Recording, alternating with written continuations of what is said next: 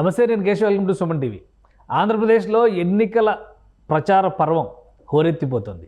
ఇక జాతీయ స్థాయి నేతలు, ముఖ్యంగా బీజేపీ అగ్రనేతలు కూడా ఆంధ్రప్రదేశ్లో ప్రచారానికి శ్రీకారం చుట్టబోతున్నారు. అసలు ఆంధ్రప్రదేశ్ గ్రౌండ్ రిపోర్ట్ ఏ విధంగా ఉంది? అభ్యర్థుల మార్పులు, అలానే ఫైనల్ లిస్టులు ప్రిపేర్ అయిపోయిన తర్వాత ఎవరికి ఎవరు ప్రత్యర్థులు అనేటువంటి విషయాలు తేలిపోయిన తర్వాత గ్రౌండ్ రిపోర్ట్ ఎలా ఉంది? ఈ రాజకీయాలు ఆంధ్రప్రదేశ్ భవిష్యత్తుకి అవసరం అని చెబుతున్నటువంటి రాజకీయ పార్టీలు ఇస్తున్నటువంటి హామీలు ఎంతవరకు ఆచరణ సాధ్యంగా ఉన్నాయి? ఈ అంశాలపైన విశ్లేషణ చూద్దాం. ఆంధ్ర మేధావుల ఫోరం వ్యవస్థాపక అధ్యక్షులు చలసాని శ్రీనివాస్ గారు మనతో ఉన్నారు. శ్రీనివాస్ గారు నమస్కారం. అందరూ నమస్కారం. శ్రీనివాస్ గారు, ఇప్పుడు ఆంధ్రప్రదేశ్లో ఒక హీట్, ఎండాకాలం వేడి ఎలాగో ఉంటుంది, ఎలక్షన్ హీట్ కూడా పీక్ స్టేజ్కి వెళ్తుంది అని అనుకోవచ్చు. కానీ ముఖ్యమైన నామినేషన్స్ అన్నీ కూడా దాఖలు అయిపోయినాయి.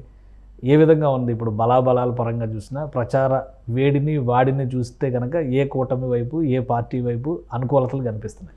90% దాదాపుగా, ఎందుకంటే క్యాండిడేట్స్ అయ్యారు, వాళ్ళు బయటకు కూడా ప్రచారంలోకి వెళ్తూ ఉన్నారు. ఇప్పుడు కొంత అంచనాల దగ్గరగా వచ్చే అవకాశం ఉంటుంది. కానీ ఆంధ్రప్రదేశ్లో దురదృష్టం ఏంటంటే, సమస్యలు, ప్రజల యొక్క సమస్యల మీద కానీ, భావితరాలకు అవసరం దాని కానీ చర్చలు జరగట్లేదండి కేశవ్ గారు.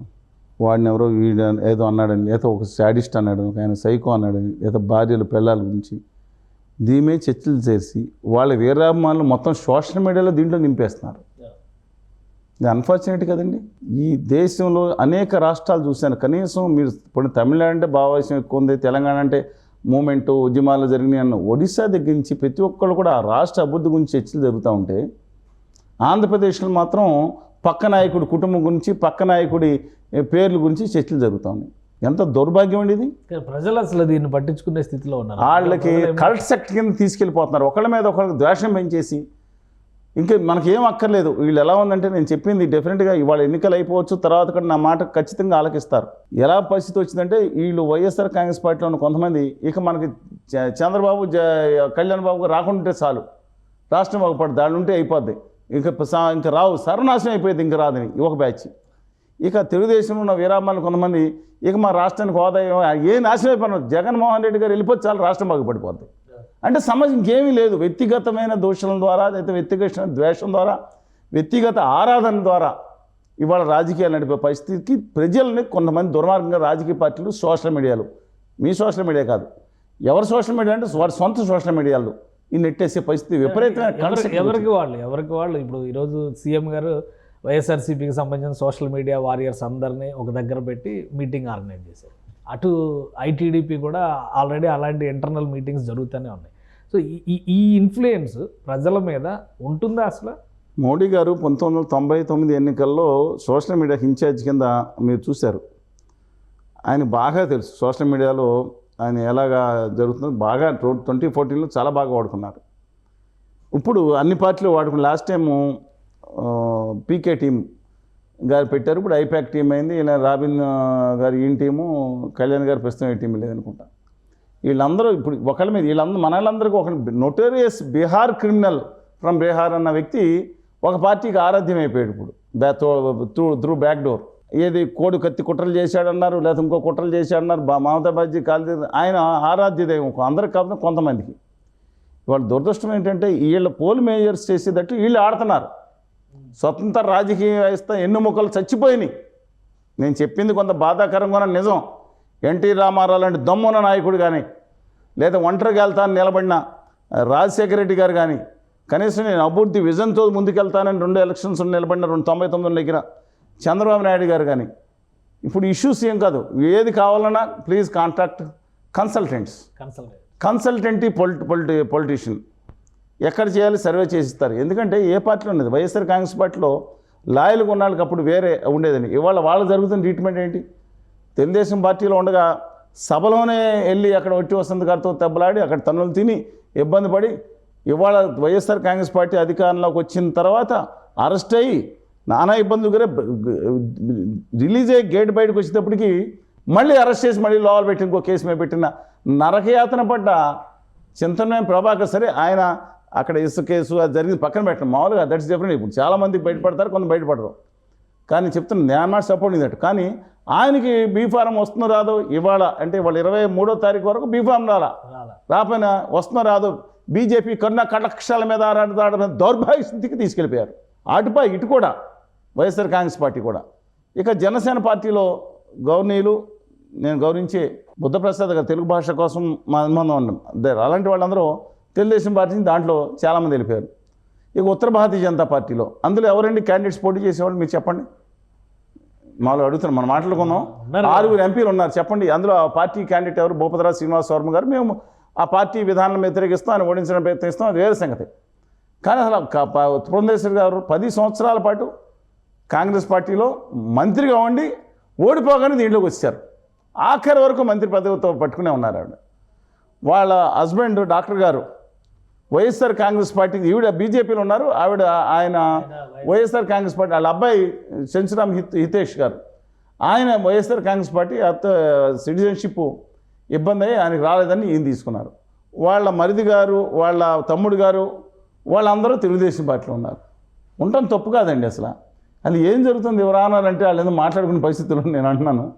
మొత్తం ఎక్కడికి వెళ్ళిపోతుందని పరిస్థితి మీకేమైనా అర్థం ఉందా? ఒకటి ఇప్పుడు అది అందరికీ ఆల్రెడీ తెలుసు. ఇంకోటి ఏంటంటే గెలిచిన తర్వాత ఎవరు ఏ జెండా పట్టుకుంటారో కూడా అర్థం లేని అయోమయ స్థితిలో ఆ పార్టీలో ఎవరండి? ఆవిడ తప్ప కాదు. అదే కదా. కాదు, కిరణ్ కుమార్ రెడ్డి గారు ఎవరు చెప్పండి నాకు.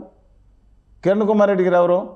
ఈ కాంగ్రెస్ పార్టీ గురించి మాట్లాడతా, కాంగ్రెస్ పార్టీని వదిలేసి చెప్పుల పార్టీ పెట్టి నేను లాస్ట్ బాల్ వరకు ఆడతానని ఏం చేశారు? రాష్ట్రం ఏమైపోయిందో చూశారు మీరు. మొట్టమొదటి జరిగి ఉంటే కాదు, ఆయన కాన్ఫిడెన్స్ ఓవర్ కాన్ఫిడెన్స్ ఎవరు రాష్ట్రం ఆంధ్రప్రదేశ్ విభజిత ఆంధ్రప్రదేశ్ అయిపోయింది. అది ఆయన వేరే పార్టీ పెట్టుకుని, నేను అసలు కాంగ్రెస్ పార్టీ మొదటిసారి ఎక్కడ ఆల్రెడీ వీడిపోయి ఆ పార్టీ పెట్టుకున్నారు.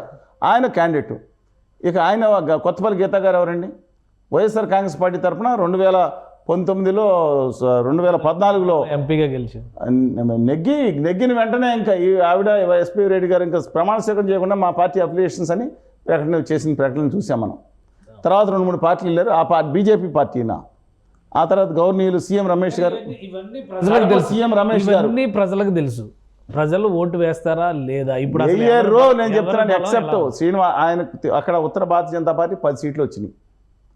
ఆ 10 సీట్లో మళ్ళీ ఇప్పుడు అసెంబ్లీ సీట్లు 10, అందులో మళ్ళీ తెలుగుదేశం వాళ్ళే చాలామంది ఉన్నారు. ఎవరున్నారు తెలుగుదేశం వాళ్ళు అంటే మాజీ తెలుగుదేశం వాళ్ళు. ఏది నిన్నటి వరకు అది కాదండి.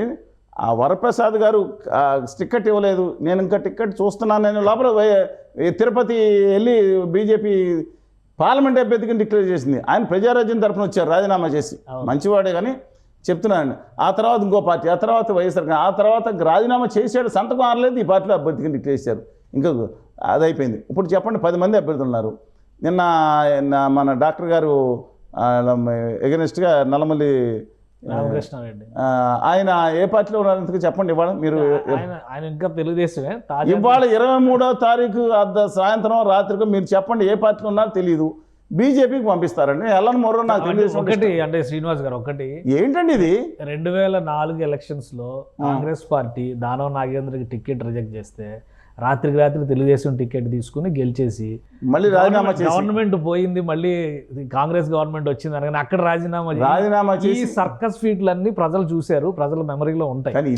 ఇప్పుడు కూడా ఆంధ్రప్రదేశ్ లో రాజీనామా చేయడం ఒక నిమిషం, ఇప్పుడు కూడా ఆంధ్రప్రదేశ్ లో జరుగుతున్న పరిణామాలను కూడా ప్రజలు గమనిస్తూనే ఉంటారు. Yes. కానీ ఓటు ఫ్యాక్టర్ విషయంలో ఒకవైపు ఏమో జగన్మోహన్ రెడ్డి గారు వెల్ఫేర్ గురించి మాట్లాడుతున్నారు, ఇంకోవైపు ఏమో అరాచక పాలన, కేంద్రంలో మోడీ గారు ఉన్నారు కాబట్టి కూటమిని ఆశీర్వదించండి, మీకు అద్భుతాలు చూపిస్తామని కూటమి చెప్తుంది. ఎవరి వైపు ప్రజలు ఉన్నారు? మనం సర్వేలు చేయకూడదు కానీ అంచనాలు నేను ఖచ్చితంగా చెప్తున్నాను. పెద్దలు, విజ్ఞులు, అనేక మంది సర్వే సంస్థల యొక్క మిత్రులు ద్వారా కానీ, నాతో సహచరులు, నాతో కలిసి దశాబ్దాలు నడుస్తున్న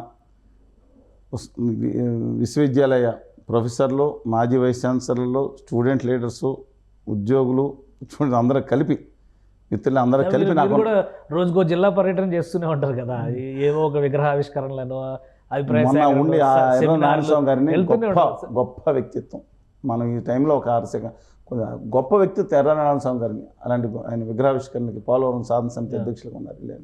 తిరుగుతూనే ఉంటాను, వందల మందిని కలుస్తూ ఉంటాం. ఈ నేపథ్యంలో ఒకటండి, దీంతో పాటు ఇంకొక సమాచారం, 3 సమాచారాలు క్రోడీకరించి చెప్తున్నాను నేను.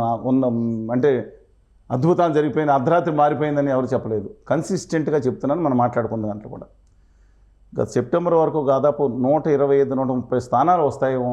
కూటమి అంటే వామపక్షాలు, తెలుగుదేశం, జనసేన అనుకునే పరిస్థితి, బీజేపీ లేదు అనుకునే పరిస్థితి నుంచి ఎప్పుడైతే ఉత్తర భారతీయ జనతా పార్టీతో తెలుగుదేశం పార్టీ బలవంతం పొత్తు పెట్టుకోవాల్సి వచ్చిందో, వాళ్ళు బలవంతం చేశారు, వీళ్ళ బలవంతం చేశారో, వీళ్ళు రేపు చేసి ఏదో జరిగింది అక్కడ. మనం చెప్పలేము, ఏదో జరిగింది ఆ గదిలో.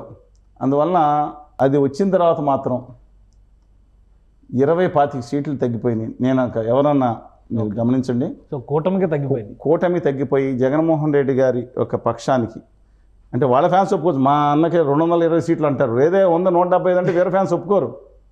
పవన్ కళ్యాణ్ గారి ఫ్యాన్స్ అసలు ఒప్పుకోదు, 300 తక్కువ మాట్లాడరు వాళ్ళు. మీ అన్న 220 అయితే మాకు 300 వస్తాయంటారు. సరే అందరూ అంటలేదు కొంతమంది. అందువల్ల ఇవన్నీ పరిగణన తీసుకుని చూస్తే 70 నుంచి 75 స్థానాలు వైఎస్ఆర్ కాంగ్రెస్ పార్టీకి 42.8% ఓటింగ్తో,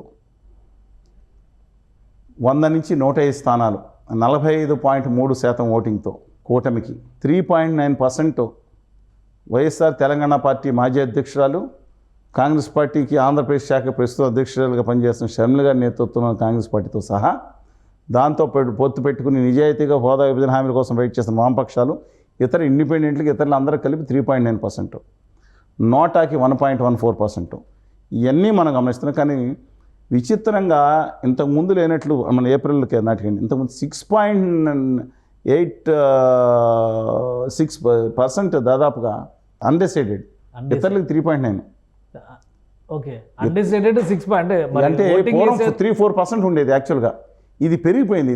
కూలంకషంగా దాన్ని శోధిస్తే ఏంటంటే, ఎక్కువగా ఉన్న ముస్లిం మైనారిటీస్ మిగతా వాళ్ళు ఓ పక్కన తెర ముందు పొత్తు ఇళ్ళు పెట్టుకున్నా, తెర పొత్తు వాళ్ళు అనుకుని ఆ అయోమయ స్థితిలో ఉన్నదా లేదా ఏం చేయాలని అర్థం కానీ వాళ్ళు ఎక్కువ మంది ఉన్నారు. అందువల్ల ఇప్పటికి కూడా వాళ్ళు చిరుసగం వచ్చినా సరే ఇదే మెయింటైన్ అవుతుందండి. 75, 70, 75, 100, 105. వాళ్ళు కనుక వాళ్ళు ఒక్కలే కదా మైండ్స్, మిగతా వాళ్ళు కూడా అన్డిసైడెడ్, ఇంటలెక్చువల్స్, మిగతా వాళ్ళు ఇతరుల కేటగిరీలో ఇతరులు కదా అన్డిసైడెడ్ 6% అన్నారు. ఇతరుల కేటగిరీ 3.9% కాంగ్రెస్ 3.9%లో సీట్లు వచ్చే అవకాశాలు ఏమైనా ఉన్నాయా? అవతల క్యాండిడేట్ ఏదైనా జరిగితే తప్ప ఇంకా కాంగ్రెస్ పార్టీ ఇంకా వెయిట్ చేస్తుంది. ఎవరైనా సీట్ రాకుండా ఆఖరి నిమిషంలో వచ్చేసి ఇండిపెండెంట్ ఎగుతారు కదా. ఇవాళ కాంగ్రెస్ పార్టీకి ఎక్కడా కూడా డిపాజిట్ రావడం అనేది కొన్ని చోట్ల జరుగుతున్నాయేమో, మిగతా చోట డిపాజిట్ కూడా వచ్చే పరిస్థితి లేదు. ఒక ఊపు గవర్నీలు రాహుల్ గాంధీ గారు ప్రత్యేక హోదా మీద మొదటి సంతకం పెడతా అన్న తర్వాత తెలంగాణలోను కర్ణాటకలోను బోత్ స్టేట్స్ ఫర్ ఆంధ్రప్రదేశ్ రెండు వచ్చిన తర్వాత ఊపు పెరిగిందండి. 2.5%. షర్మిల గారు వచ్చిన తర్వాత సరే కొంతమంది బాగా ప్రచారం చేస్తామన్న డిఫరెంట్ ఇష్యూ. బట్ వాళ్ళకి మాత్రం 3.9% రావచ్చు. అందులో సిపిఎం పార్టీ అరకు లాంటి కొన్ని చోట్ల పోటీ ఇవ్వచ్చు, కాంగ్రెస్ పార్టీ కూడా కొన్ని చోట్ల పోటీ ఇస్తుంది. బట్ నెగ్గితే ఒక సీట్ నెగ్గుతుందేమో, లేదంటే అది కూడా లక్కీగా 150 స్థానాల పైగా డిపాజిట్ పోయే అవకాశం కూడా కనపడుతుంది కాంగ్రెస్ పార్టీకి. నిన్న శర్మ గారికి కూడా డిపాజిట్ వస్తున్నారో అదో చెప్పలేం. మీరు మళ్ళీ ఎన్నికలు అయిన తర్వాత మనం మాట్లాడుకుంటాం. కడప లోక్సభ అంటే ఇప్పుడు నెగ్గేస్తామనే చెప్తున్నారు. ఆవిడ తప్పులేదు, ఆవిడ వైఖరి నేను తప్పట్ను, ఆవిడ నెగ్గుతామని చెప్తారు. 4 లక్షల మెజారిటీ వస్తుందని చెప్పొచ్చు. కానీ అంటే ఇప్పుడు వివేక కేసుని ప్రజలు పక్కన పెట్టేస్తారు అనుకోవాలా? ఎందుకు పక్కన పెట్టండి, దేనికదే దేనికదే అండి. ఆవిడ సునీతగా న్యాయం జరగాలనే కోరికలు నిజమైన అర్థం ఉంది, దాంట్లో జరగాలి. కానీ అది వేరు, ప్రజల ఓటింగ్ వేరండి. అందువల్ల నా అభిప్రాయం ప్రకారం వాళ్ళకి 3.9% అన్డిసైడెడ్ ఓటర్స్ కనుక ఎన్మాస్గా వెళ్ళి ఏదన్నా రేపు పొద్దున వచ్చే మేనిఫెస్టో మీద అన్డిసైడెడ్ని పక్కన పెట్టి మీరు చెప్పినట్టుగా 6.86% వైసీపీకి అధికారానికి వస్తుంది అనుకుంటున్నటువంటి కూటమికి ఎంత వేరియేషన్? 2.5% వేరియేషన్ ఉంది. సో అన్డిసైడెడ్ ఎక్కువ వైసీపీకి ఫేవర్ అయితే మ్యాక్సిమం అంటే మ్యాసివ్గా పడాలి. ఓ 5% పడితే అప్పుడు వైకాపా పార్టీ కూడా ఫ్రేలో ఖచ్చితంగా ఉంటుంది. అసలు అటువంటి పరిస్థితులు కానీ అటువంటి రాజకీయ వాతావరణం కానీ ఉందా ఆంధ్రప్రదేశ్? ప్రస్తుతానికి కనపట్లేదండి. ఎందుకంటే కానీ డైనమిక్గా ఉంటాయి. ఇవాళ చెప్తున్న విషయం 15 రోజుల తర్వాత మేనిఫెస్టో, జగన్ గారి మేనిఫెస్టో వచ్చిన తర్వాత మారిపోయే అవకాశం ఉంటుంది. తెలుగుదేశం పార్టీ టిక్కెట్ల విషయంలో జరిగిన గొడవ మీరు చూశారు. శ్రీకాకుళం జిల్లా భవిష్యత్తు చెప్తున్నానండి, సిదిరి అప్పలరాజు గారు గట్టి పోటీ ఇస్తారు మత్స్యకారుల దాంట్లో నుంచి. సరే ఆయన మీద ఆరోపణ ఏదన్నా అవతలేపు కూడా గౌతమ్ శిరీష్ గారు చాలా గట్టిగా ఫైట్ చేస్తూ ఉన్నారు. కానీ అక్కడ అడ్వాంటేజ్ అది ఒకటే కొంచెం అడ్వాంటేజ్ ఉంది, మిగతాది కొంచెం అనుకునే పరిస్థితి నుంచి 25 రోజులు ఈ సీట్లు గొడవ వల్ల శ్రీకాకుళంలో వైఎస్ఆర్ కాంగ్రెస్ పార్టీ 5-6 సీట్లో గట్టి పోటీ ఇచ్చి వచ్చే పరిస్థితికి వచ్చేసింది. కొండూరు మురళి గారు రాజాం సీట్ ఉందండి, అది 5,000 మైనస్కి వెళ్ళి ఇప్పుడు మళ్ళీ ప్రెస్ రావచ్చండి. అలాగే మన గొండ అప్పల సూర్యనారాయణ గారు ఉన్నారు కదా, వాళ్ళు మిసెస్ గొండ లక్ష్మీదేవి గారు ఉన్నారు, వాళ్ళు కనుక ఇండిపెండెంట్గా నిలబడితే కనుక, లేదంటే ఇంకో డైరెక్ట్ సపోర్ట్ చేస్తే కనుక అక్కడ తెలుగుదేశం పార్టీ ఓడిపోయే పరిస్థితి ఉంది. ఇప్పుడు ఇండిపెండెంట్ నిలబడినా 30-40 సింపతితో వచ్చే అవకాశం ఉంది. ఆవిడ బోర్డు కట్టేసి నాకు రాజకీయాల సంబంధం లేదని ఇంట్లోకి వెళ్ళిపోయారు. వాళ్ళ క్యాడర్ వాళ్ళు తీసుకెళ్తున్నారు. అలాగే బెందాళం అశోక్ గారు ఆయన పని ఆయన చేసుకుంటే వెళ్ళిపోయినా మైనస్ ఉంది, వాళ్ళు టఫ్ అయిందని. అలాగే పాతపట్నం కలమడి మోహన్ రావు గారి కుటుంబం వ్యతిరేకంగా చేస్తామన్నారు. రెడ్డి శాంతి గారి మీద వ్యతిరేకత ఉంది, కనపడతా ఉంది. కానీ ఇవాళ రుద్దం మండలం ఒక మండలాధ్యక్షుడు సహా మోస్ట్ పవర్ఫుల్ మండలాధ్యక్షుడు రోజు క్రితం వెళ్ళి తెలుగుదేశం జాయిన్ అయ్యాడు. అంటే 5 రోజుల క్రితం 10 రోజుల క్రితం ఉన్న సిచ్యువేషన్ మారుతూ ఉంది. పాలిటిక్స్ ఆర్ డైనమిక్ అండి. అందువల్ల అదే మీరు విషయం మొత్తం కోస్తా జిల్లాలు తీసుకుంటే మేబీ మధ్య శ్రీనివాసరావు గారో లేదంటే బొత్స సత్యనారాయణ గారు వాళ్ళిద్దరి మధ్యన ఇష్యూస్ ఏదున్నా ఏం తీసుకొచ్చారో అవుట్ రైట్గా వైఎస్ఆర్ కాంగ్రెస్ పార్టీకి కోస్తా 9 జిల్లాల్లో మెజార్టీ వచ్చే ఒకే ఒక జిల్లా ఏప్రిల్ 16 తర్వాత మార్చండి, విజయనగరం జిల్లా. 9 సీట్లకి లోయెస్ట్ 4 అనుకుంది, 5, 6, 7కి వెళ్ళిపోయే పరిస్థితి కూడా కనపడతా ఉంది ఆ ఒక్క జిల్లాలోనే. సో అంటే మేనిఫెస్టో ఇన్ఫ్లుయెన్స్ చేసే విధంగా ఓటర్ని, ఇప్పుడు అన్డిసైడెడ్ ఓటర్ని ఇన్ఫ్లుయెన్స్ చేసే విధంగా చేయడానికి ఒక మంచి మేనిఫెస్టో ఇవ్వడానికి అవకాశం కానీ ఆప్షన్ కానీ ఎవరికి ఉంది? జగన్మోహన్ రెడ్డి గారికి ఉందా? ఇటు కూటమి నాయకులు? కూటమి ఆల్రెడీ ప్రకటించేశారు, సూపర్ 6 అంటున్నారు. అందువల్ల జగన్మోహన్ రెడ్డి గారు is playing cards close to chess so far. ఇంతవరకు ఆయన మేనిఫెస్టో ఏం జరుగుతుందని ఆయన ఇచ్చేస్తారేమో, ఇలా 10,000 నుంచి ఒకటి అడుగుతా ఉన్నానండి నేను. ఈ మాటను మీరు వైరల్ చేసుకోండి, నాకేం బాధ లేదు, మీరని కాదు ఎవరైనా సరే. ఒక్కటి అడుగుతున్నా, ఏంటంటే రాష్ట్రం శ్రీలంక అయిపోతుందా? ఏది 13,000 అమ్మఒడి ఇస్తే శ్రీలంక అయిపోతుంది, 10,000 రూపాయలు వాళ్ళకి ఇస్తే శ్రీలంక అయిపోతుంది, వెనిజులా అయిపోతుంది, నాశనం అయిపోయింది అన్న వాళ్ళు ఇవాళ తీసుకొచ్చి అమ్మఒడి 13,000 కాదు 15,000, ముగ్గురున్నా నలుగురున్నా ఫుల్గా ఇచ్చేస్తాం, 18 ఏళ్ళు దాటిన ప్రతి ఒక్కళ్ళే 1,500 ఇస్తాం, 3 గ్యాస్ సిలిండర్ ఫ్రీగా ఇస్తాం, గోని సంచులు మూసేవాళ్ళు అన్న 5,000 ఇస్తాం, 10,000 ఇస్తాం, అసలు ఏం లేకుండా నిరుద్యోగ వృత్తి ఇస్తాం, 3,000 అంతా తర్వాత ఇస్తాం. ఇవన్నీ చెప్పుకున్నప్పుడు శ్రీలంక కాకుండా ఏమవుద్దండి? శ్రీలంక అంత బాగున్న పరిస్థితి కదా. నేను అంటున్నాను, చంద్రబాబు నాయుడు గారు దేనికి ప్రసిద్ధి? ఆయన విజన్ లేకపోతే అభివృద్ధి, దాని మీద ఫోకస్, దాని మీద పెట్టాల్సింది. ఆయనేమో క్రికెట్ ఆడుతున్న ఎక్స్పర్ట్, ఈయనేమో ఫుట్బాల్ ఆడుతున్న ఎక్స్పర్ట్. ఎవరు? జగన్మోహన్ రెడ్డి గారు. అంటే సంక్షేమ ప్రధాని అనుకోండి. ఆయన వచ్చి ఫుట్బాల్ ఆడతానంటే ప్రజలు విశ్వసించరు. ఆయన విజన్ లీడరు, హైదరాబాద్ కానీ సాఫ్ట్వేర్ కానీ అప్పుడు దాని గురించి చూస్తారు. నేను అంత తక్కువ చేయట్లేదు ఎవరిని.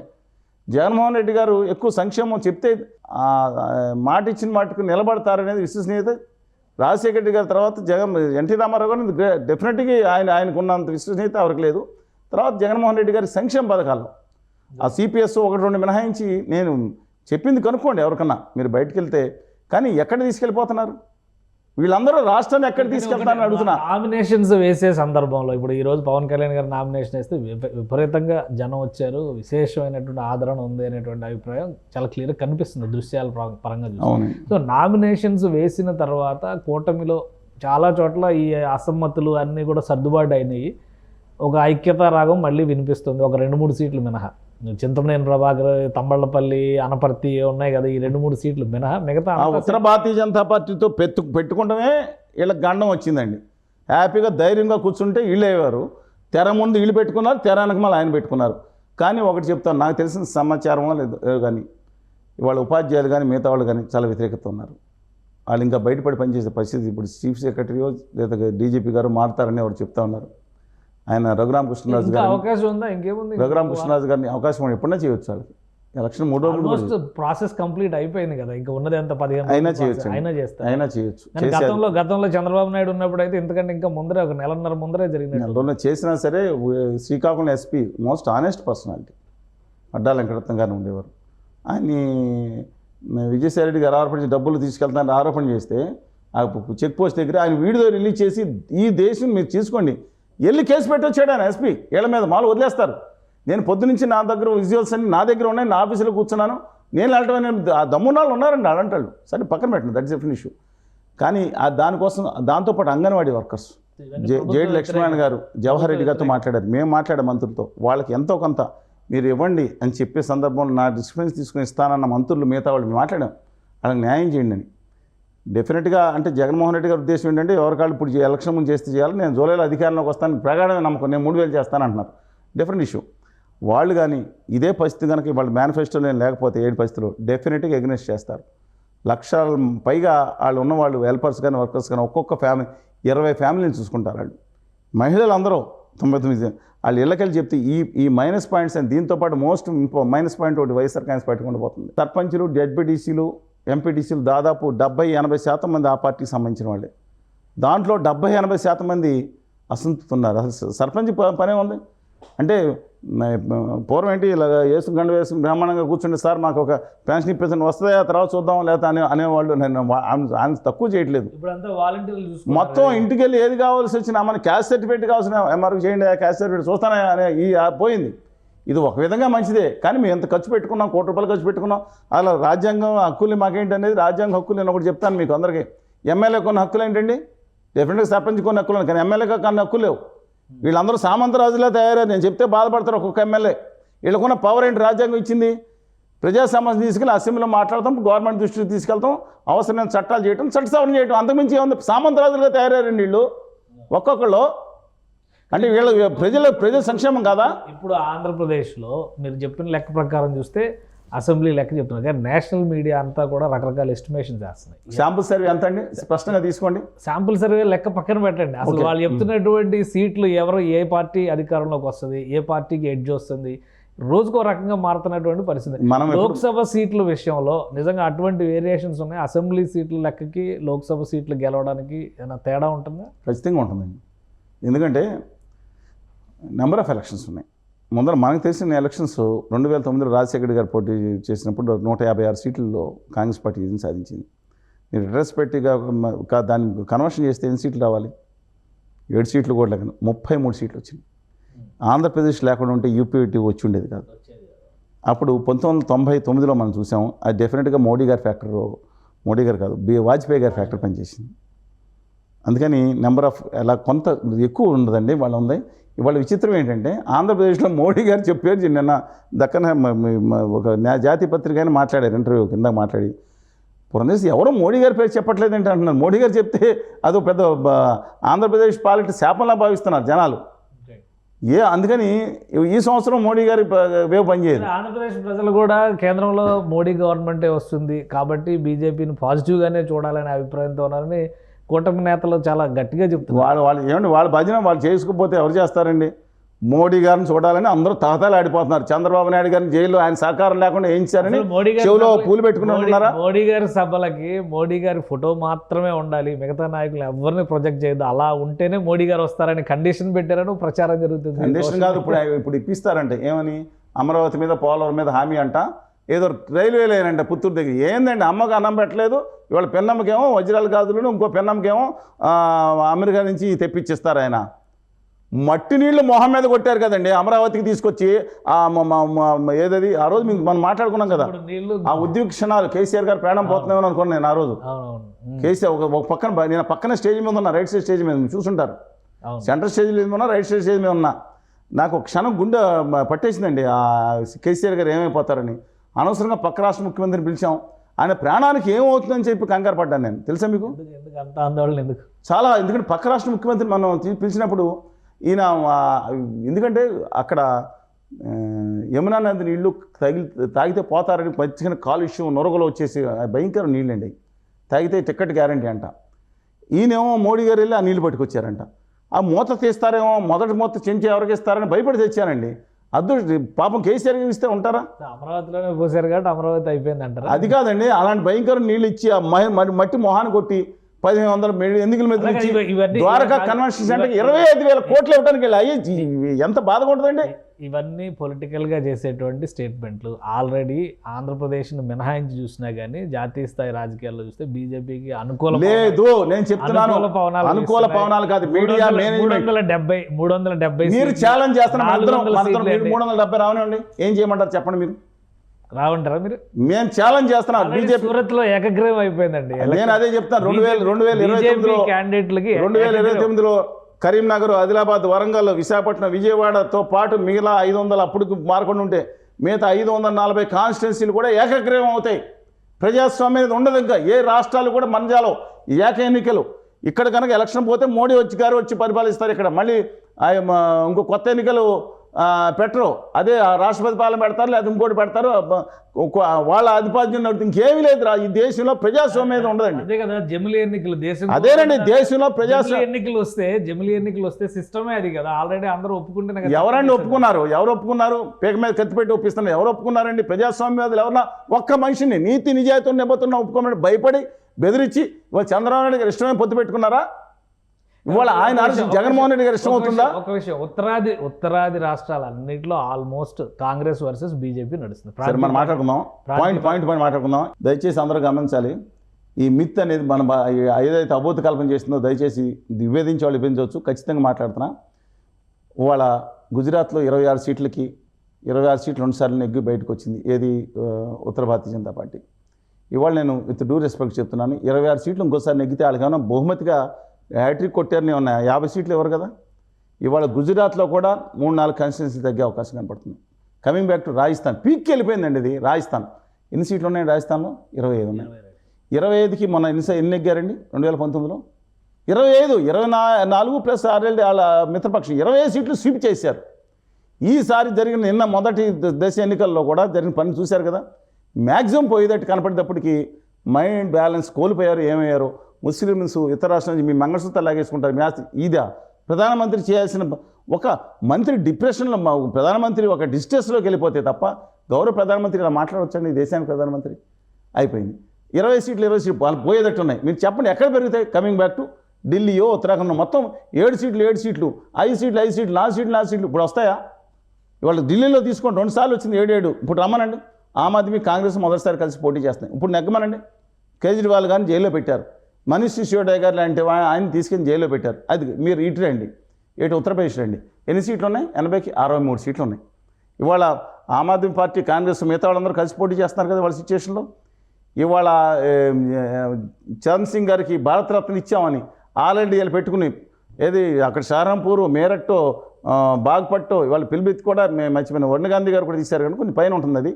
ఇవన్నీ కూడా ఏదైతే వెస్ట్రన్ యూరోప్లో అదే తీశారని సీట్ అంటున్నా. ఆయన వ్యతిరేకంగా మాట్లాడారు. ఇదేంటని చెప్పి న్యాయం మాట్లాడాడు, పక్కన పడేశారు. ఇవాళ ఈ సీట్లో కూడా వ్యతిరేకత వస్తున్న సందర్భంలో ఎక్కడి నుంచి గెలుస్తుందండి? పూణే వచ్చింది అనుకుందాం, 55, 60 వచ్చింది అనుకున్నది. యాజిస్ట్రీగా ఉంటుంది. బీహార్లో ఎన్ని సీట్లు ఉన్నాయండి? 40 సీట్లు. నేను చెప్పింది వెరిఫై చేసుకోండి. దాంట్లో 1-2 ఫ్యూ సీట్స్ మినహా మొత్తం అంతా కూటమి చేతిలో ఉన్నాయి. ఇవాళ రఘు ప్రసాద్ నా శవం మీద నేను అయినా పర్వాలేదు, నేను మాత్రం తలకాయ కేసుల గురించి నేను నిలబడతా అన్నాడు. ఈ దేశంలో ఆయన అవినీతి చేసి ఉన్నాడు, లేదా కూడా అంత ధైర్యం ఉన్నాడు ఎవరు లేరండి. ఆయన పాలబేడ చేసుకున్న తర్వాత వచ్చేస్తున్నాను. 40 సీట్లు ఉంటే 40 సీట్లు 35-39 సీట్లు ఆడుకుంటే ఇవాళ 10-15 సీట్లు తగ్గిపోతున్నాయి. ఏం ఉన్న 303లో ఇక్కడే 30 సీట్లు పోయినాయి. మధ్యప్రదేశ్ ఎన్ని సీట్లు అండి? మధ్యప్రదేశ్ నకుల్నాథ్ గారు, ఎవరు కమల్నాథ్ గారు కొడుకు, చింద్వారా సీట్లో ఒకటే నెగ్గాడు. మిగతా 28. అలాగే ఛత్తీస్గఢ్ 2 కలిపి 40 సీట్లు ఉన్నాయి. రాష్ట్రపతి 11 అడ్డీలు 11. వీళ్ళకి 2-3 సీట్లు మొత్తం వీళ్ళకే ఉన్నాయి. అందులో వచ్చిన వాళ్ళు కూడా వీళ్ళకి వచ్చేసారు. ఇప్పుడు ఇవాళ 40లో ఇవాళ కనీసం 15 సీట్లు పోయేటట్టున్నాయి. ఇవాళ కమింగ్ బ్యాక్ టు మహారాష్ట్ర, మహాగాది సంఘటన పెట్టుకున్నారు. మహారాష్ట్రలో కూడా సింపతి ఉంది. అక్కడ ఎవరో బాల్ థాకరే గారి అబ్బాయికి సింపతి నడుస్తూ ఉంది. వాళ్ళు తీసుకుని కళ్యాణ్లోనేమో వీళ్ళ అబ్బాయికి పెట్టారు. ఎవరో ఏకనాథ్ షిండే గారి అబ్బాయిని పెట్టుకున్నారు. అయినా సరే వీళ్ళ మైనస్. కర్ణాటక వద్దాం ఫైనల్గా. కర్ణాటక ఎన్ని సీట్లు అండి? 28 సీట్లు. 28 సీట్లో బీజేపీకి ఎన్ని ఉన్నాయండి? 25 ఉన్నాయి. 26 సీట్లు ఎవరిదండి? మన తెలుగు యాక్టర్ సుమలత గారు, మాండ్యా సీటు, ఇండిపెండెంట్ గారు అంబరీష్ గారు మిస్సెస్ ఆవిడ బీజేపీ. అదే 26 సీట్లు ఉన్నాయి. మళ్ళీ ఛాలెంజ్ చేస్తున్నా. ఎన్ని సీట్లు వస్తాయి? గెలుస్తాయా? ఒక తెలంగాణలో మాత్రం 4 సీట్లు ఉన్నాయి. ఇవాళ పరిస్థితుల్లో బీఆర్ఎస్ ఓటింగ్ దాదాపు 39-40% అనుకున్న ఓటింగ్ దాదాపు సగానికి పడిపోయినట్టు సర్వేలు చెప్తున్నాయి, అంచనాలు చెప్తున్నాయి. అది అందులో బీజేపీకి కాంగ్రెస్కి వెళ్ళొచ్చు. అంటే తెలంగాణలో పోటీ బీజేపీ వర్సెస్ కాంగ్రెస్ ఉంటుంది. ఇవాళ ఖచ్చితంగా కాంగ్రెస్ వర్సెస్ బీజేపీ ఉంటుంది నా అభిప్రాయం. నాకు బీజేపీ నచ్చుతుంది. ఎందుకంటే నాకేమో తగాదాలు లేవు. ప్రాబ్లం ఏంటి? ఆంధ్రప్రదేశ్కి తెలంగాణకి నమ్మద్రోహం ఏమని చేశారు, బడ్జెట్ చేశారు, విభజన హామీలు ఇవ్వట్లేదు. పైగా మతం కులం మీద తీసుకొచ్చి ఒక ఆవిడ వచ్చారు. వాళ్ళ అభ్యర్థిని మా పాలకొల పక్కన మొగల్తూరుని పుట్టారండి ఆవిడ ఉత్తర భారతీయ జనతా పార్టీ అభ్యర్థి. ఆవిడ ఇలా బాణం చూశాను, ఇలా చూసుకుని ఇలా మసీద్ మీదకి ఇలా వదిలిపెట్టి, ఆమె నర్తకి కదా కాబట్టి నర్తకి. అవునండి. ఆ సభలో మసీదుల మీద బాణాలు వేయాలా? వేసినట్టు చూపించాలా? చర్చిల మీద బాణాలు వేయాలా? ఇన్ని ముస్లిం పంపించాలని 4 కోట్లు. నేను అడుగుతున్నాను, ఈ సిచ్యువేషన్ తెలంగాణకు న్యాయం చేయాలా? ఒక నేషనల్ ప్రాజెక్ట్ ఇవ్వాలా? కనీసం మెట్రోకి ఆరు మెట్రోలకు ఇచ్చారు, లక్షల కోట్లు పెట్టి మెట్రోలు బుల్లెట్ ట్రైన్ వేసుకుంటున్నారు. తెలంగాణకు ₹10 మెట్రోకి ఇవ్వలేదండి, ఒక జాతీయ ప్రాజెక్ట్కి ఇవ్వలేదండి, ఐటీఆర్కి రూపాయి పెట్టలేదండి. కానీ తెలంగాణలో 12 సీట్లు గెలుస్తా ఉన్నారు బీజేపీ. ఎవరికి ఎన్ని వస్తాయి మీ లెక్క ఏంటి? మీకు నా లెక్క ప్రకారం కనీసం 8 నుంచి 10, 11 సీట్లు కాంగ్రెస్కి వచ్చి 8 సీట్లు లోయెస్ట్ అండి. ఉత్తర భారతీయ జనతా పార్టీ అన్నానండి, దయచేసి with due respects them I mean lot of respects towards Syama Prasad Mukherjee గారు. కాశ్మీర్ కోసం నేను దేశం కోసం ప్రయాణం అర్పించిన ఆయన. లేకపోతే వాజ్పేయి గారు, అది భారతీయ జనతా పార్టీ. ఇది గుజరాతీ వ్యాపారుల పార్టీగా అయిపోయిందని అంటూ ఉంటారు. అందువల్ల నేను నితిన్ గడ్కరీ గారు ప్రధానమంత్రిగా కనీసం ఉమాభారతి గారితో మాట్లాడి నితిన్ గడ్కరీ గారు తెలియడం ఎంతో 5 నిమిషాలు ఆయన సమస్య పరీక్షించి నిధులు ఇవ్వండి ఆంధ్రప్రదేశ్లో అయితే మాట్లాడే మనుషులు వాళ్ళకి. అందుకని వాళ్ళు ప్రధానమంత్రి నాకు అబ్జెక్షన్ లేదు. ఖర్గే గారు అయితే ఆంధ్రప్రదేశ్ హోదా వస్తుంది డైరెక్ట్గా, లేని పక్షంలో వాళ్ళైనా. అందుకని నాకు వాళ్ళతో తగ్గదు. ఇవాళ ఈ పరిస్థితులు మాత్రం బీజేపీకి 4 నుంచి 6-7 స్థానాలు, 4 నుంచి 6 4 నుంచి 4 స్థానాలు ఉన్నాయి. ప్రోగ్రెసే ఏంటంటే ఓటింగ్ 6% నుంచి 12-13%, ఒక మొత్తం ఇప్పుడు 24-20% చేరుకున్నారు. 1/4 అప్రోక్సిమేట్లీ, పెరగొచ్చు తగ్గొచ్చు, డిఫరెంట్ ఇష్యూ. ఇప్పుడు బీఆర్ఎస్కి ఆ మెదక్ సీటు హరీష్ రావు గారు వీళ్ళందరూ కలిసి కృషి చేస్తే ఓ మెదక్ సీటును ఇంకొక సీటు కూడా చెప్పలేం ఇవాళ. అందుకని ఈ నేపథ్యంలో ఎంఐఎంకి ఒక సీటు రాసి పెట్టుకున్నారు వాళ్ళ ఖాతాలో. మతతత్వ పార్టీ గెలుస్తుందంట కదా మాధవి లత. మా పాలకోలు పక్కన మా జిల్లా అండి. మా 4 లక్షల దొంగ ఓట్లని తొలగించారు కాబట్టి హైదరాబాద్ పార్లమెంటు పరిధిలో ఈసారి ఒక అద్భుతం చూడబోతున్నారు అంటున్నారు. అటువంటి వాడు మాట్లాడే ఆ మతపరమైన కులపరమైన కామెంట్లకు నేనే సమాధానం ఇవ్వాల్సిన పని లేదు. వారి నాలెడ్జ్ అంతే, అందుగురించి నేను వ్యాఖ్యానించిన పర్గెట్ అబౌట్ దట్. మీరు అడిగారా కూడా చెప్తున్నాను. మిగతా తర్వాత సంగతి రాజాసింగ్ గారికి ఇస్తే గట్టి పోటీ ఇచ్చేవాడు ఆయన. సరే తర్వాత చూద్దాం అనేది ఆయన సంగతి. అందుకని నా అభిప్రాయం ప్రకారం బీఆర్ఎస్ 1 లేదా 2 సీట్లు, నన్ను కూడా ఆయన ఆశ్చర్యపడదు. కాబట్టి 1-2 సీట్లకు వెళ్ళే అవకాశం ఉంది. ఆయన ఏమన్నా పద్ధతి మార్చుకుని యుద్ధ రంగంలోకి వచ్చి మళ్ళీ సెంటిమెంట్ డెఫినెట్గా అంటే పెరగచ్చు. కానీ BJP is giving tough competition. 10 సీట్లు వాళ్ళకి, 4-5 సీట్లు వాళ్ళకి, 1 సీటు ఎంఐఎంకి, 1 సీట్ టఫ్ కాంపిటీషన్ వచ్చింది. ఇక ఫైనల్గా ఆంధ్రప్రదేశ్ గురించి కంక్లూడ్ చేద్దాం. ఈరోజు పవన్ కళ్యాణ్ నామినేషన్ వేశారు, విపరీతమైనటువంటి జనవాహిని వచ్చింది అనేటువంటి అభిప్రాయం కనిపిస్తుంది. జనసేన పార్టీ అనుసరిస్తున్నటువంటి విధానాలు వీటన్నిటిపైన ఈ మధ్య చిరంజీవి గారు రియాక్ట్ అయ్యారు. చిరంజీవి గారు ఎన్నికల ప్రచారంలోకి వస్తారు అని, రారని, మద్దతు డైరెక్ట్గా రాజకీయాల గురించి మాట్లాడతారని ఆల్రెడీ ఆయన కాంగ్రెస్ పార్టీలో ఉన్నారు కదా, ఇంకా రాజీనామా చేయలేదు కదా. ఆయన ఇంతవరకు రాజీనామా చేయలేదు. కాంగ్రెస్ పార్టీలో కేంద్ర మంత్రి కొనసాగిన ఆఖరి వరకు. ఆ తర్వాత కూడా అనేక సమావేశాలు మాట్లాడారు. ఆ తర్వాత కూడా మన తిరుపతిలో మునుకోటి చనిపోయింది, ఆయన అటెండ్ అయిన ప్రత్యేక హోదా సమావేశంలోనే ఆయన చాలా మునుకోటి ఆత్మత్యాగం చేశాడు హోదా కోసం. మేము 2019 తర్వాత భీకరమైన ఉద్యమం చేశాం. మీ మేజర్ మీడియా చూపించకపోవచ్చు నాకు, కానీ ఆయన మాత్రం ఒక మీరు ఎవరన్నా ఒక చిరంజీవి గారితో మాట్లాడండి, ఇప్పుడున్న ఎప్పుడో కోపం కోపం వస్తుంది అని ఏం చేస్తాను. అదర్వైజ్ ఇంకొకళ్ళ మనసుని నొప్పించని మనస్తత్వం ఆయన. చాలా సచ్చి హంబుల్ పర్సనాలిటీ. కాంగ్రెస్ పార్టీ తరఫున చిరంజీవి గారు ప్రచారం చేస్తారా? చేయకపోవచ్చు, కానీ వాళ్ళ blood is thicker than water అండి. ఆయన 5 కోట్లు ఇచ్చారు మొన్న. వాళ్ళ తమ్ముడు ఇవాళ యుద్ధంలో ఓడిపోతే రాజకీయ సమాధి ఇవాళ. ఆయన ఏదో 25 ఏళ్ళు పోటీ ఏదో అనవచ్చు, కానీ అందుకనే ఆర్థిస్తున్నాను నేను ఒక్కసారి అడగాలి కదా అని కళ్యాణ్ గారు స్టేజ్కి వచ్చి అడుగుతున్నారు. ఇవాళ కళ్యాణ్ గారు కనుక ఓడిపోతే రాజకీయంలో చాలా కష్టం. అందుకని blood is thicker than water అన్నట్టు చిరంజీవి గారు ఖచ్చితంగా కళ్యాణ్ గారు గెలవాలని కోరుకుంటారు. అవసరమైతే ప్రచారం కూడా చేయవచ్చేమో.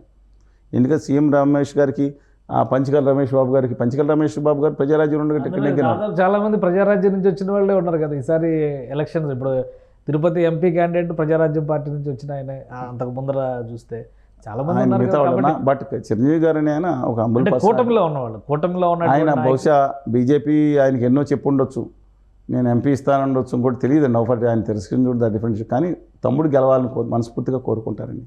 అంటే కూటమి గెలవాలనే తమ్ముడు గెలవాలని ఫస్ట్ తమ్ముడు గెలవాలని కోరుకుంటారు ఆయన. డెఫినెట్గా ఆయన తమ్ముడు కోసం ప్రచారం చేస్తే డబ్బులు కూడా ఇచ్చారు కదండి, ప్రచారం చేస్తారేమో అని భావిస్తున్నా. బట్ ఒక్కటిగా చెప్తున్నానండి, కళ్యాణ్ గారిని ఎవరో దిక్కుమాలి అడ్వైజర్లు తప్పుదారి పట్టిస్తున్నారు. సచ్ ఏ టవరింగ్ పర్సనాలిటీగా ఇవాళ అంటే అంత లక్షల మంది ₹1 పెట్టకుండా వచ్చే మనస్తత్వం ఉన్న ఆ ఫ్యాన్స్ని సంపాదించుకున్న ఆయన ఇవాళ ఆయనతో ఆ పలుకులు పలికించారుగా జీవితాంతం ఆయన చరిత్రలో ఉండిపోతుందండి.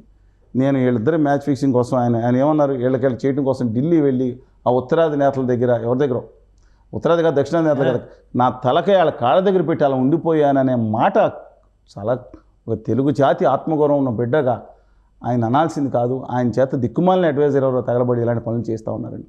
ఈ దేశ చరిత్రలో me please tell me Devkant borrow గారు ఇండియా ఈజ్ ఇందిరాగాంధీ ఇండియా అన్నా తప్ప నేను కాళ్ళ దగ్గర పెట్టాను ఏ రాజకీయ నాయకుడు ఈ దేశంలో హనుమంతరావు గారు నమస్కారం పెట్టి వచ్చి రాహుల్ గాంధీ కలపట్టి బయటకు వచ్చి మాట్లాడారా? ఇవాళ ఆ పరిస్థితి ఉండొచ్చా? పైగా క్షమాపణ చెప్పి దేనికి చెప్పాలి? కళ్యాణ్ బాబు ఏం తప్పు చేశాడు? ఆంధ్రప్రదేశ్కి ప్రత్యేక హోదా కోసం అడిగాడు, పాచిపోయిన లడ్డూలు అన్నాడు ఆయన, నేను ఉత్తరాది అహంకారం నశించాలన్నాడు, ఒక ఆత్మగౌరవం కోసం ఆ రోజు కొన్నాళ్ళు మాట్లాడు. ఆయన తప్పు చేయడం ఏంటి? ఇవాళ ఆ హోదాను విభజన హామీలు స్టీల్ ప్లాంట్ రాకపోతే రాష్ట్రం నాశనం అయిపోద్దండి. మ్యాచ్ ఫీజు అది ఒకటే బాధాకరం. ఒక కామన్ మినిమం ప్రోగ్రామ్ కింద ఈ కూటమి ఆంధ్రప్రదేశ్ ప్రయోజనాలను కాపాడుతుంది అనేటువంటి భరోసాని 50 మోడీ గారు ఇచ్చిన దయచేసి అందరికీ విజ్ఞప్తి చేస్తున్నా, దయచేసి మీరందరూ బీజేపీ మేనిఫెస్టో చదవండి, తెలుగులో కూడా ఉంది. దాంట్లో బీజేపీ మదన్ మోహన్ మాలవీయ గారు హిందూ మహాసభ ఏర్పాటు చేశారు 1915లో. దీని మాతృ సంస్థ 1952 ఎన్నికల్లో భారతీయ జనసంఘ రూపాంతరం చెందింది. 1977లో భారతీయ లోక్దళ్ చరణ్ సింగ్ గారి పార్టీలో ఇది కలిసిపోయి ఆ గుర్తు తీసుకుని ఆ కండిషన్ మీద పోటీ చేసింది, జనతా పార్టీకి మార్చారు. 1980లో ప్రస్తుతం భారతీయ జనతా పార్టీ ఒరిజినల్ ఉత్తర భారతీయ జనతా పార్టీ కాదు, గుజరాతీ పార్టీ భారతీయ జనతా పార్టీ ఏర్పడింది. ఎప్పుడు కూడా ఈ రోజు వరకు మొన్నటి వరకు 2014-19 వరకు కూడా ఔర్ ఎక్ బార్ బీజేపీ సర్కార్ కానీ మొత్తం ఔర్ ఎక్ బార్ మోడీ సర్కార్ ఎక్కడ చూసిన మేనిఫెస్టోలో 53 ఫోటోలు ఉన్న చరిత్ర మేనిఫెస్టోలో ఈ ప్రపంచ చరిత్రలో ఈవెన్ కిమ్మో లేకపోతే ఇంకెవరున్నారండి,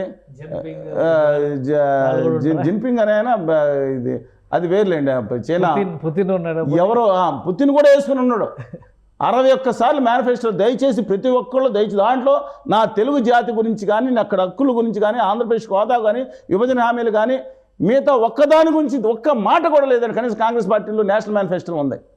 ఇవాళ అలాంటి పార్టీ ఆంధ్రప్రదేశ్కి న్యాయం జరుగుతుంది, నమ్మక ద్రోహం నియమించిన చేసిన పార్టీ ఆంధ్రప్రదేశ్ న్యాయం జరుగుతుంటే చెవులో ఉప్పు పెట్టుకుని ఆంధ్రప్రదేశ్ మరోసారి దాంట్లో భూమిలో దింపటమేనండి. ఎందుకంటే చంద్రబాబు నాయుడు గారు ఎంత ఒబీడియంట్గా పూర్తిగా సహకరించారు. కాళ్ళు ఏదైనా పెట్టిన వాళ్ళ దగ్గరికి వెళ్ళి ఏది కావాలంటే అది ఇచ్చి, శాలువలు ఇచ్చి, లడ్డులు ఇచ్చి, నమస్కారం పెట్టి, చేతులు పెట్టుకుని జోడించి ఆయన ఆంధ్రప్రదేశ్ న్యాయం చేయమని 4 సంవత్సరాలు ఇస్తే బూడిదాన్ని మట్టి కొట్టారు. ఆయన 1 సంవత్సరం పక్కన పెట్టండి. జగన్మోహన్ రెడ్డి గారు డబల్ శాలువాలు అక్కడ పేలిపోయి ఆక్షన్ ఇస్తే బోల్డ్ డబ్బులు వచ్చినాయంట.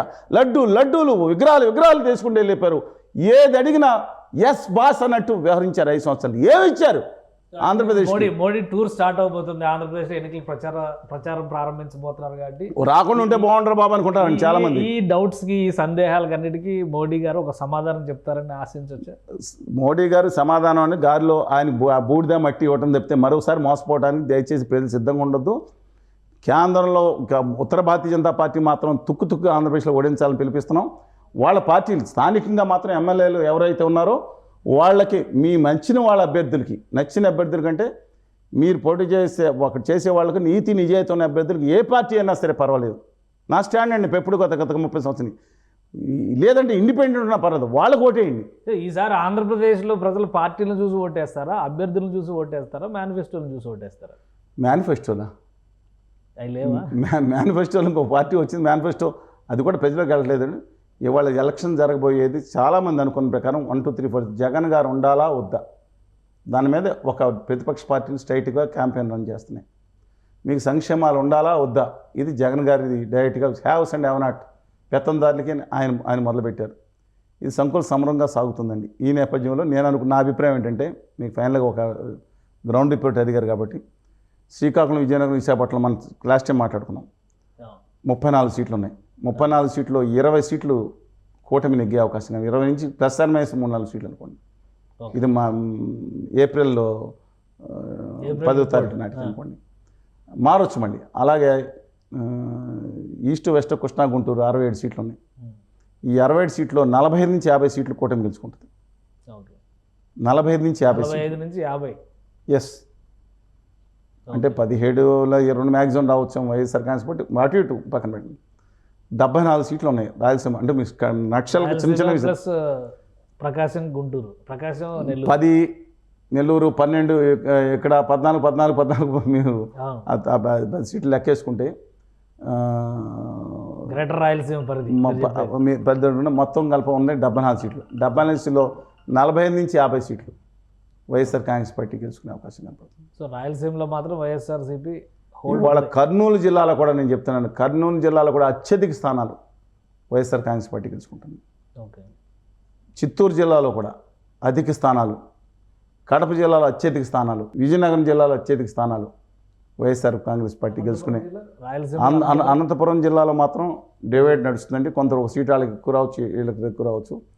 మిగతా కోస్తా జిల్లాల్లో మొత్తం తెలుగుదేశం కూటమి ఆధిక్యం వచ్చేటట్టు, నెల్లూరుతో సహా మిగతా అన్ని జిల్లాల్లో కూడా కూటమి ఆధిక్యం ఉండే అవకాశం కనపడుతుంది. Except Nellore last time YCP clean sweep చేసిన ఆ పరిస్థితి లేదండి. కోటమిరెడ్డి శ్రీధర్ గారు ఇవాళ 10,000, 5,000 నుంచి 10,000 పైన మార్జిన్లో మారొచ్చాం, దట్ డిఫరెంట్ ఇష్యూ. అలాగే గుంటూరు పొందూరు నారాయణ గారు ఆయన పాజిటివ్గా ఉన్నారు. కానీ సూళ్ళూరుపేట కానీ కొన్ని మిగతా కాన్స్టిట్యున్సీస్ కానీ ఆత్మకూరు కానీ ఇవన్నీ కూడా వీళ్ళకి వైఎస్ఆర్ కాంగ్రెస్ పార్టీకి అనుకుందాం, వాళ్ళకేమో మిగతా సీట్లు. అందువల్ల ఇవాళ వార్ వన్ సైడ్ కాదండి. Last time war one side అని చెప్పాను. అందువల్ల సరే అన్ని పరిగణలు తీసుకుని మీరు లెక్కండి ఎవరికి ఎంత వస్తాయో. నా ఉద్దేశం ప్రకారం 72, 75 ఉన్నాయి.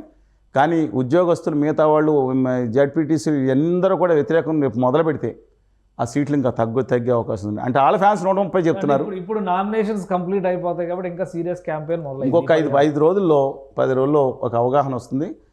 బట్ అనూహ్యమైన చేంజ్ అవుతుందని నేను అనుకోవట్లేదు. ఓన్లీ ఒకటి ఏంటంటే జగన్మోహన్ రెడ్డి గారి మేనిఫెస్టోలో ఏదన్నా కొత్త తాయిలం ఇస్తే, మేనిఫెస్టోలో ఇవ్వచ్చు, లేదా కరెంట్ ఫ్రీ అనొచ్చు, ఇతర ఎస్సీలకి పెడుతున్నారు. రుణమాఫీ అంటున్నారు. రుణమాఫీ అంటే ఆయనకి కొంత చంద్రబాబు నాయుడు గారు ఒక దార్శనికంగా ఒక దూరదృష్టి ఉందని ఎలాగ నమ్ముతారో, జగన్మోహన్ రెడ్డి గారు మాట ఇస్తే సంక్షేమ ఫలాలు నిలబెట్టుకుంటానికి కూడా నమ్ముతారు. ఇద్దరికి వేరు దాంట్లో ఎక్స్పీరియన్స్ ఉంది. కానీ మేము ఇప్పుడు జగన్మోహన్ రెడ్డి గారు ఆ కక్షాదిం చర్యలు లేదా కొన్ని అభివృద్ధి తీసుకోకుండా ఉంటే ఆయన అభివృద్ధి పదం ఉండేది.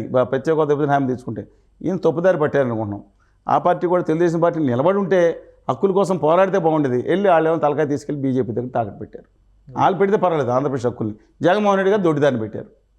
మన ఆంధ్రప్రదేశ్ బాధగా ఉందండి. ఈ దేశంలో గుజరాత్లో కూడా నోట్లు పడలేదండి మోడీ గారు సొంత ఊళ్ళో. అందువల్ల నేను మరొకసారి ఫైనల్గా విజ్ఞప్తి చేస్తున్నాను. ఇది ఆంధ్రప్రదేశ్ సమస్యలు దురదృష్టం ఏంటంటే ప్రత్యేక విభజన హామీల మీద చర్చ జరగాల్సిన పోయి వ్యక్తుల మీద చర్చలు జరుగుతున్నాయి.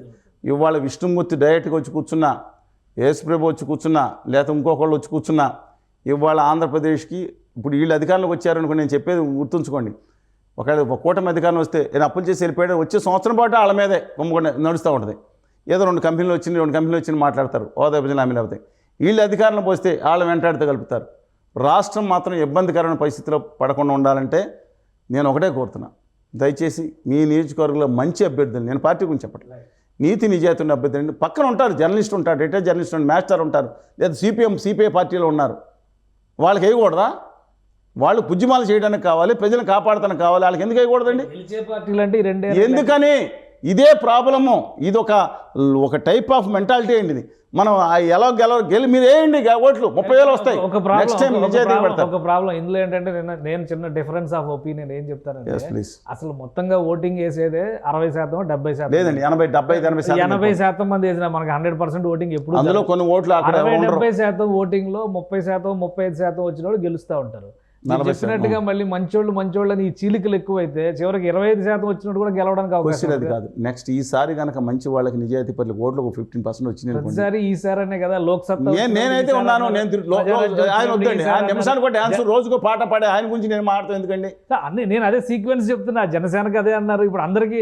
అందుకనే చీలిక లేకుండా కాదు, నేను ఇండిపెండెన్స్ గురించి ప్రజలు చీలిక లేకుండా ఒకే సైడ్ ఇద్దరి మధ్య పోటీ అని చూస్తున్నారు. అలా ఎందుకు చూస్తున్నారు? కానీ నేను అడుగుతా ఉన్నాను, మీ దగ్గర మీరు కనీసం ఒక నిజాయితీ పరుడు, కులం, మతం లేదా డబ్బులు చూసుకుంటూ అతనికి గెలుస్తాడు. ఈసారి ఓటేస్తే కనీసం 20-30 వస్తే నెక్స్ట్ టైం ఆ సంపన్నులు 100 కోట్లు 1000 కోట్లను తీసుకురావడం మానేసి వీళ్ళకి అయ్యో అంత విలువగల 30,000 ఓట్లు ఉన్నాయి కదా వీళ్ళకని నిజాయితీ పరులు ఓటేస్తారు.